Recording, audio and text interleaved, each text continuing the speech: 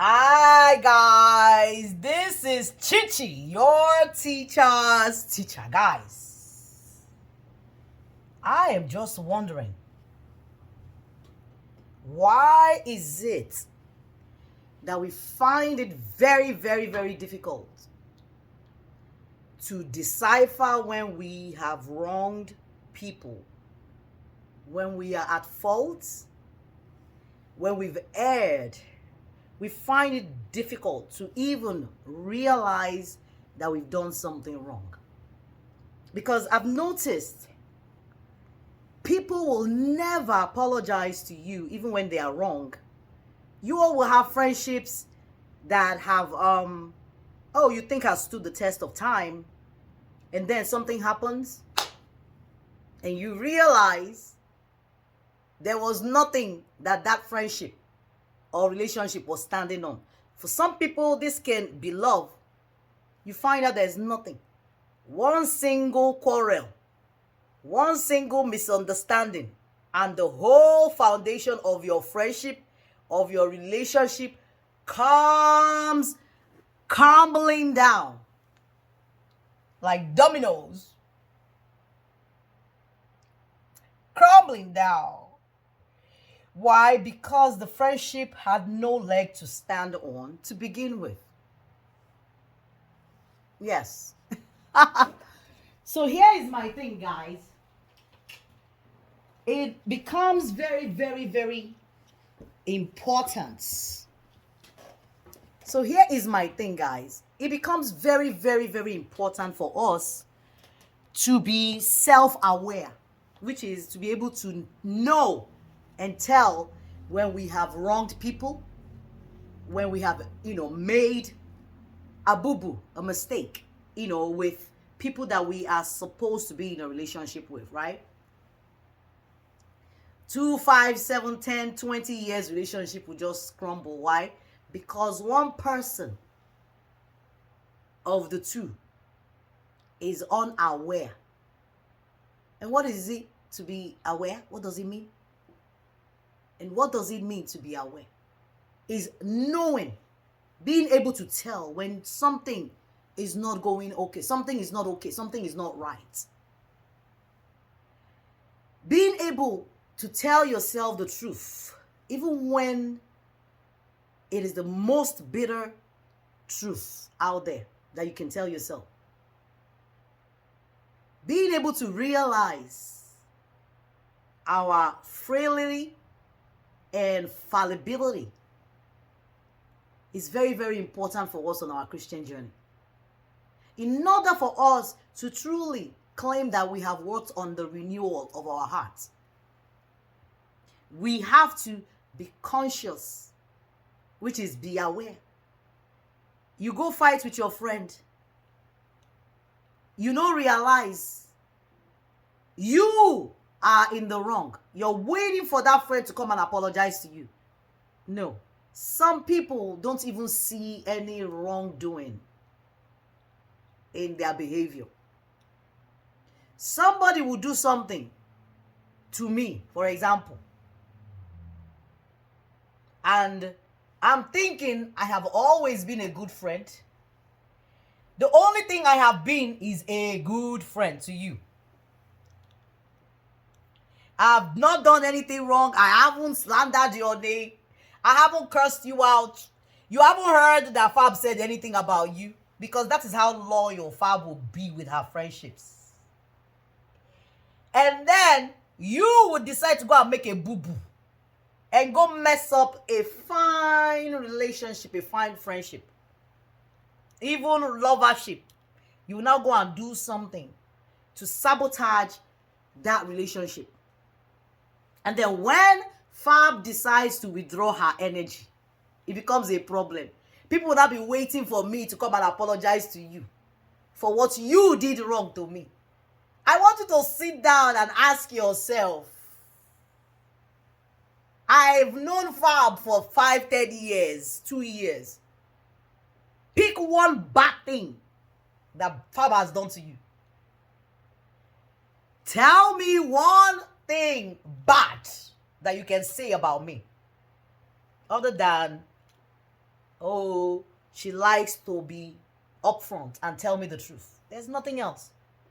You won't find me going to snatch your husband or snatch your boyfriend, because those ones, I ain't interested in them. You won't see me going to fight your family. Oh. You won't see me stealing your money or your food. You won't see me coming to you to beg you to feed me so I can eat.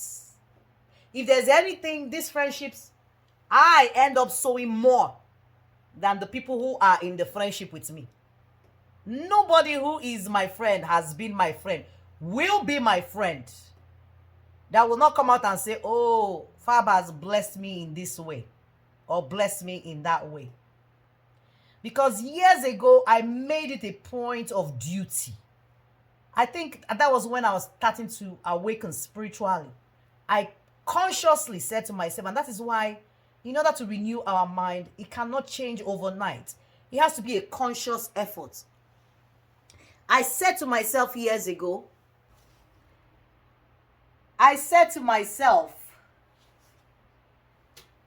that I will be a blessing to people around me.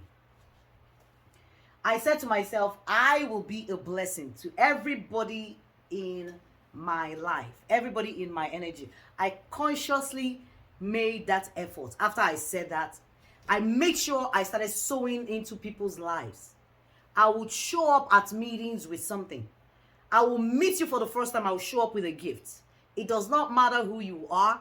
I made that a deliberate effort, and I put my energy into that. And I said to God, this is how I want to show my own love. But we can decide how we want to show love. Same way other people can decide the way they want to show their own love. But my thing is this, guys. If you are not even aware that you did something wrong, I don't understand. On your Christian journey, if you are truly on a Christian journey and you understand that it is your heart that needs to be renewed, and you understand that it's internal changes, and you're not even aware when you've wronged somebody, you're not aware enough to even recognize when you're at fault and apologize, how are you then aware of God or the things of God? It's deep, guys, what I'm saying. Going to church for the last 20, 30 years, it does not make any difference if you are unaware how you make people feel and how people make you feel. It's very critical on our journey, guys. When you have friends, good people in your life, please try to hold on to them. Do not be reckless with your friendships in assuming because of this and that, you can get away with things.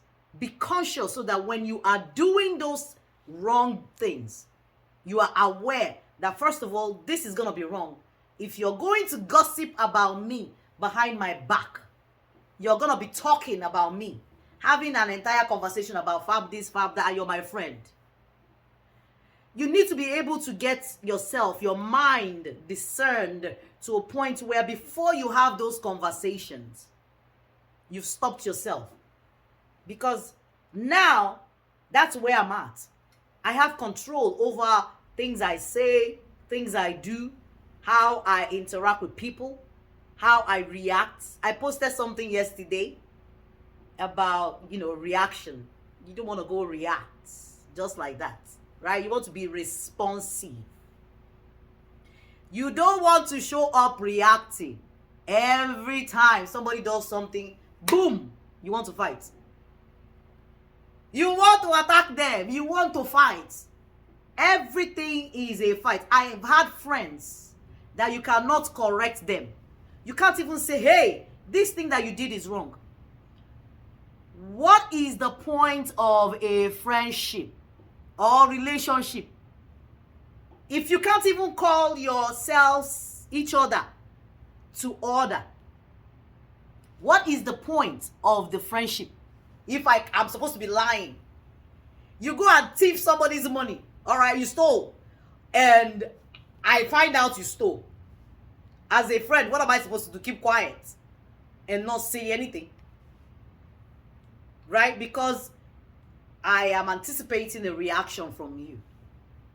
That is not the kind of friendship that we need to invest our energy and our time in. People need to be aware to a point where, number one, they understand when they've wronged you.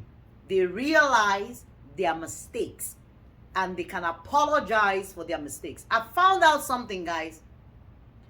When you say you want to be the bigger person, let me be the bigger person. Let me be the one. Okay, let me go and be the bigger person and go and apologize when you are not wrong. I've had somebody tell me once, you came to apologize now the last time we were quarreling. Were you not the one that came to me to apologize? And it dawned on me how unaware that person is. It dawned on me, like, really. Because I came to apologize after a couple years of not speaking to you. Because in my mind, I decided to take the, high road, right? I decided to take the bigger role and say, I am bigger than all this. I'm bigger than you with this. I'm bigger than all of this. I can overcome whatever this is because I have God inside of me. And you turn your heart to a point where you can look past everything that person did and say, okay, you know what? For what is worth, maybe this relationship is worth salvaging, especially when you look at maybe what you've contributed into that relationship, or what you've been through. You decide, maybe it's worth another try. And then you go meet somebody, and then the person's conclusion is, oh, after all, you're the one that came to apologize. So my question then was, because I am the one that came to apologize to you and to break a truce, does that mean I am the one who erred in this situation? Am I the one who wronged you? And I looked at that whole thing and I'm like, you wronged me. You did this. You wronged. But because I went to go and say sorry, I am now the one who is at fault. Because I am dealing with somebody who is too small in their mind, that they cannot see. They are blind. And it's not being Christian or born again, because you are not born again and you don't know God. As long as you don't even know yourself, you don't know those things that trigger you, you don't know those things that make you act out of character, and you can't even recognize when you are acting out of character. Neither do you know how to call yourself to order. And you don't know how to be a bigger person. You don't know how to apologize because you don't recognize any wrongdoings. Yet, I see all these people in the church every day praying, speaking in tongues, telling me they know God more than me. Who am I, Fab? You don't know God. And I agree, I don't know God. But I know myself and I know my heart. And that means I know God. The day you understand who you are, all right, you know your own heart. You have absolute control over your heart and the thoughts that pass through it. And you develop enough skill to be able to filter through all that the devil will impress upon our heart. Because that is where God said it is desperately wicked, the heart of man. Your heart has to come to a place where you can recognize you are the devil in a situation. Because if you don't,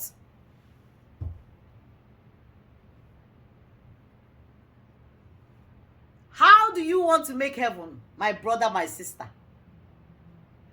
Anyway, guys, compliments of the season. I hope everybody's doing okay. This is Chi, your teacher's teacher, guys. Baba ni loke, Baba ni loke.